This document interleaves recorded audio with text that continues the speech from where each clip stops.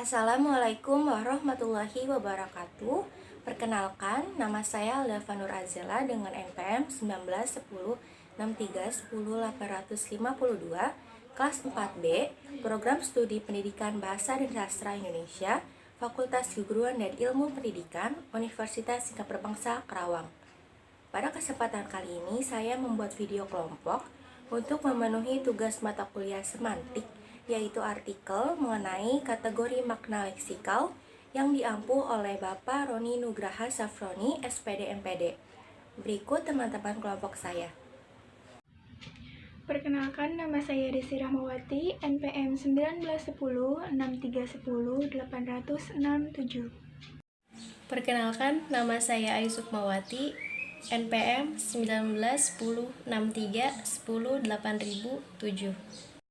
Halo, perkenalkan nama saya Diva Askia Amalia Nurfadia dengan NPM 191063108037. Perkenalkan, nama saya Dinda Hati Aulia dari kelas 4B dengan nomor NPM 191063108812. Saya Mimih Mutiasari dengan NPM 19106310800027.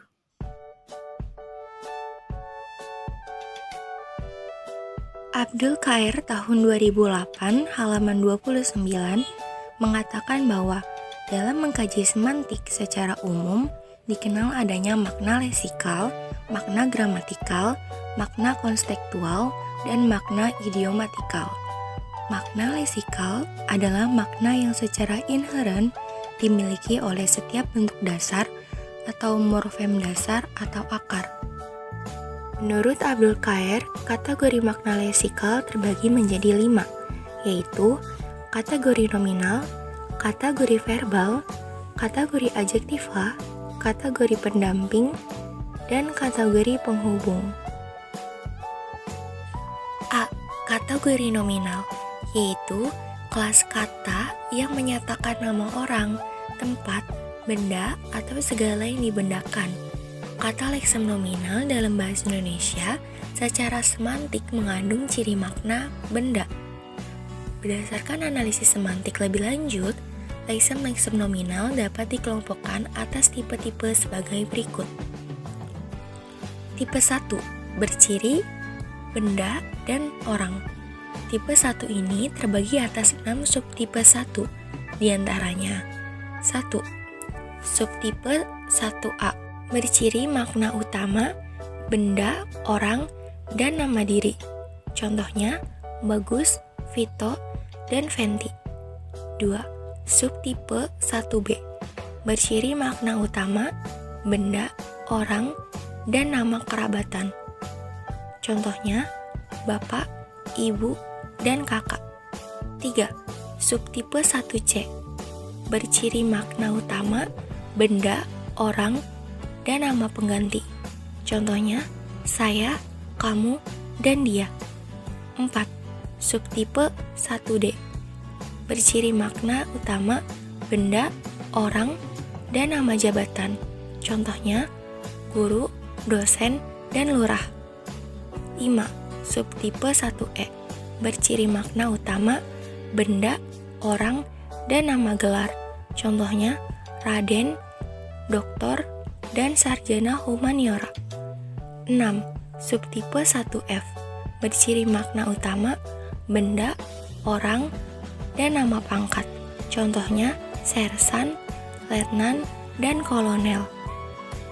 Tipe 2, berciri makna utama, benda, dan institusi. Contohnya, pemerintah, DPR, dan SMA. Tipe 3, berciri makna utama, benda, dan binatang. Contohnya, kucing, semut, dan harimau. Selanjutnya ada tipe 4 yang berciri makna utama, benda, dan tumbuhan.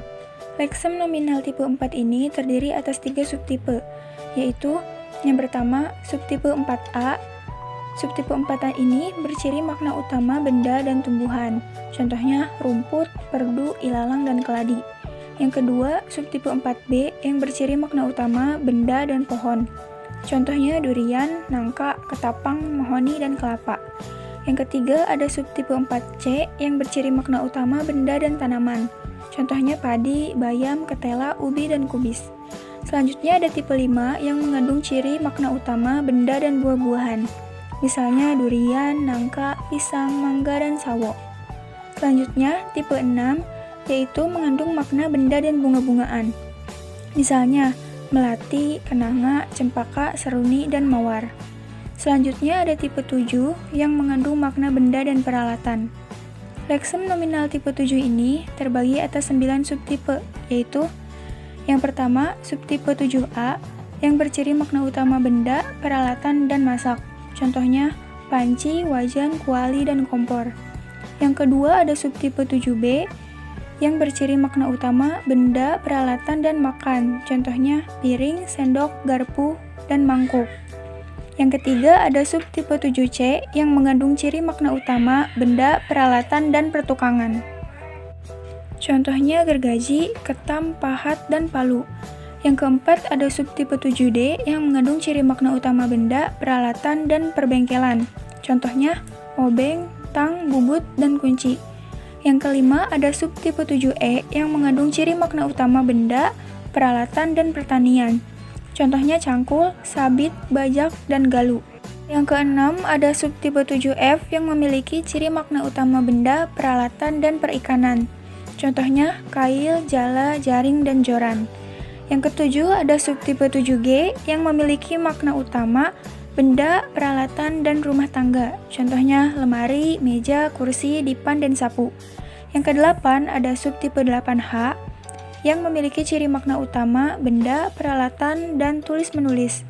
Contohnya pensil, tinta, setip, dan pena. Yang terakhir, subtipe ke-9 yaitu ada subtipe 7I yang memiliki makna utama benda, peralatan, dan olahraga. Contohnya raket, bola, gawang, net, dan stick. Selanjutnya ada tipe 8 yang mengandung makna benda, makanan, minuman. Misalnya roti, bakso, nasi, gado-gado, air, dan teh. Selanjutnya ada tipe 9 yang mengandung ciri makna utama benda dan geografi. Misalnya gunung, sungai, kota, laut, dan desa. Yang terakhir ada tipe 10 yang mengandung ciri makna benda dan bahan baku. Misalnya pasir, semen, tepung, batu, dan kayu. B. Kategori verbal, yaitu kelas kata yang menyatakan suatu tindakan, keberadaan, pengalaman, atau pengertian dinamis lainnya.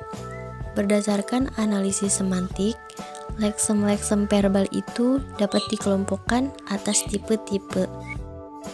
Tipe yang pertama menyatakan tindakan yang terbagi menjadi 3, antara lain 1. Pelakunya manusia. Contoh, membaca dan menulis. 2. Pelakunya manusia dan bukan manusia. Contoh, makan dan minum. 3. Pelakunya bukan manusia. Contoh, pagut dan patuk. Tipe yang kedua menyatakan tindakan dan pengalaman.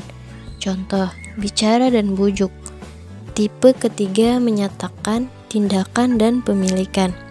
Pelaku berupa nomina berciri makna dan bertindak sebagai penggerak tindakan yang disebutkan oleh verba. Contoh, minta, beri.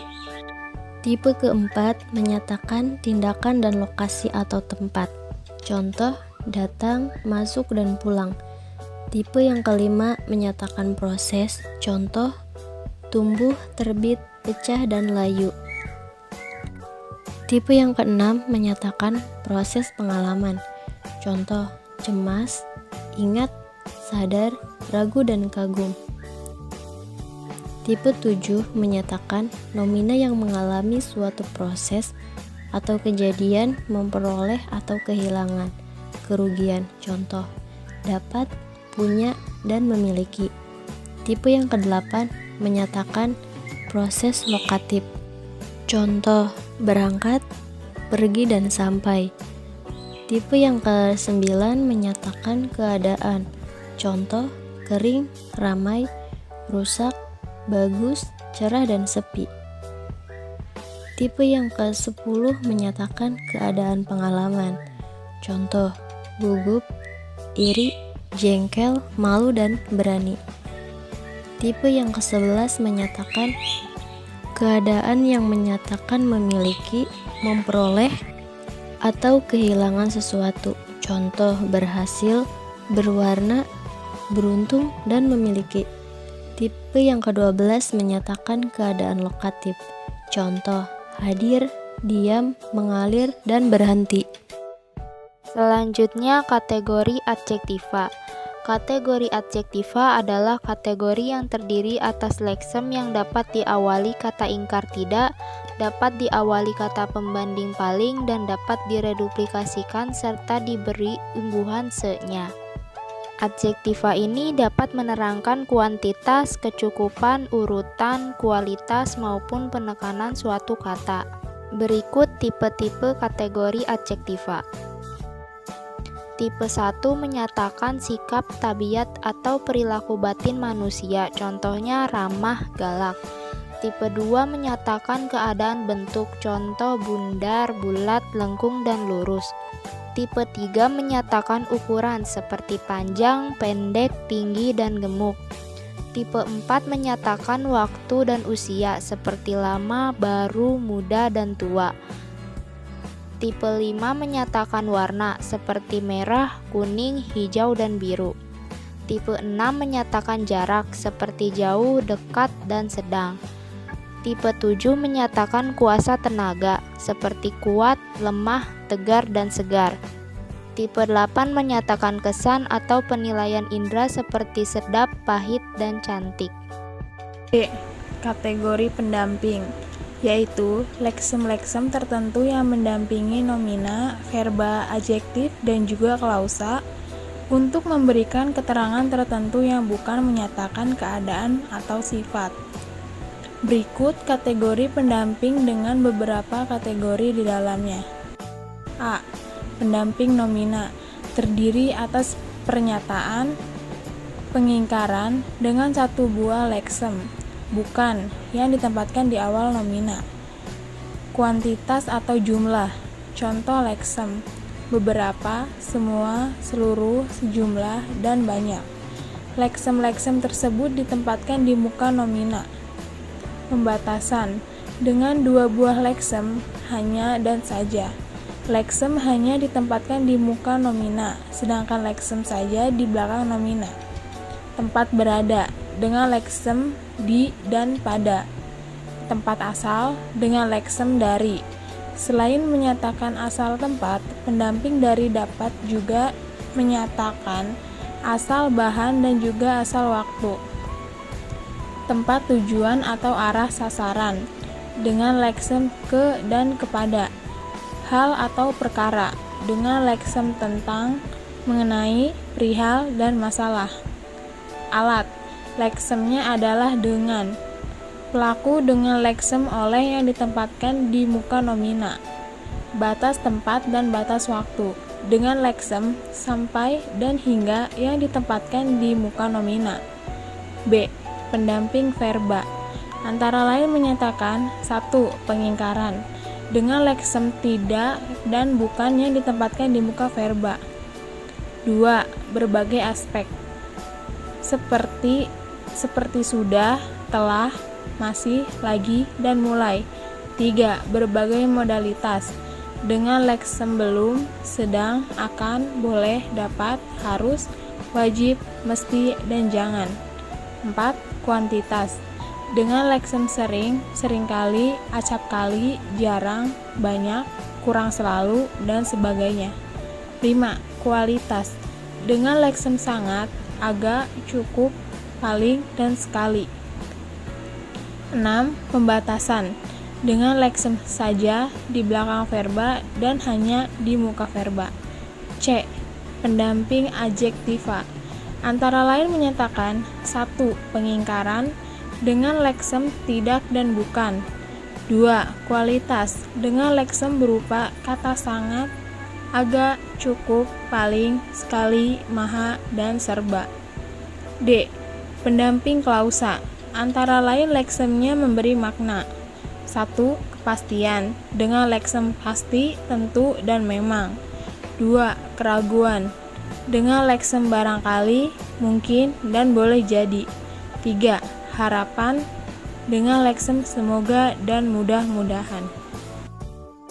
E.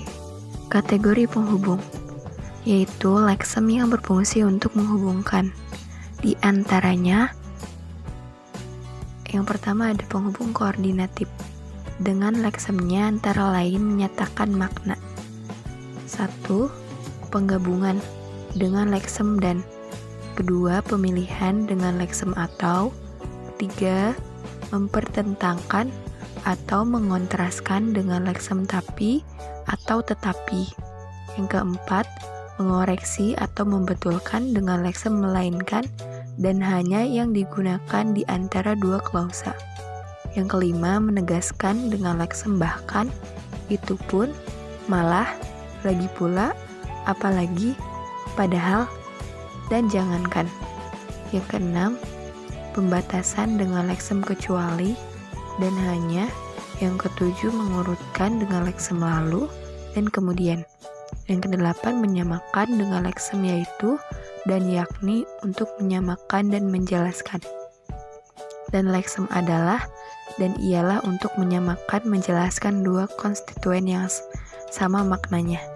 Yang kesembilan, kesimpulan dari yang sudah dibicarakan sebelumnya dengan leksem jadi dan oleh karena itu. Yang kedua, penghubung subordinatif, yaitu penghubung yang menghubungkan dua konstituen yang kedudukannya tidak setingkat. Konstituen yang satu merupakan konstituen bebas, sedangkan konstituen yang lain yang di mukanya diberi leksem penghubung subordinatif ini merupakan konstituen bawahan yang terikat pada konstituen pertama. Leksem-leksem subordinatif ini antara lain menyatakan makna sebagai berikut. Yang pertama, penyebab dengan leksem sebab, karena, lantaran, dan berhubung. Yang kedua, akibat dengan leksem hingga atau sehingga, sampai, dan sampai-sampai. Yang ketiga, syarat atau kondisi yang harus dipenuhi dengan leksem jika, jikalau, kalau, bila, bila mana, dan asal. Yang keempat, pengandaian dengan leksem andai kata, seandainya, dan andaikan. Yang kelima, penegasan dengan leksem walau, walaupun, biar, biarpun, meski, meskipun, kendati, kendatipun, sungguh pun, sekalipun, dan walaupun. Yang keenam, perbandingan dengan leksem seperti, sebagai, laksana, seolah-olah, dan seakan-akan. Yang ketujuh, tujuan dengan leksem agar, supaya, untuk, buat, bagi, dan guna. Yang kedelapan, waktu dengan leksem ketika, sewaktu, dan tatkala untuk menyatakan waktu yang bersamaan, sementara, selama, sambil, dan seraya untuk menyatakan jangka waktu tertentu yang bersamaan. Sejak atau semenjak untuk menyatakan awal waktu, sampai untuk menyatakan batas waktu, sebelum untuk menyatakan waktu lebih dahulu, sesudah, setelah, dan sehabis untuk menyatakan waktu lebih kemudian. Kesembilan, penjelasan dengan leksem bahwa, dan yang ke-10, keadaan atau cara dengan leksem kata, dengan, dan tanpa. Sekiranya itu saja yang dapat kelompok kami sampaikan. Mohon maaf apabila ada kesalahan kata. Wassalamualaikum warahmatullahi wabarakatuh.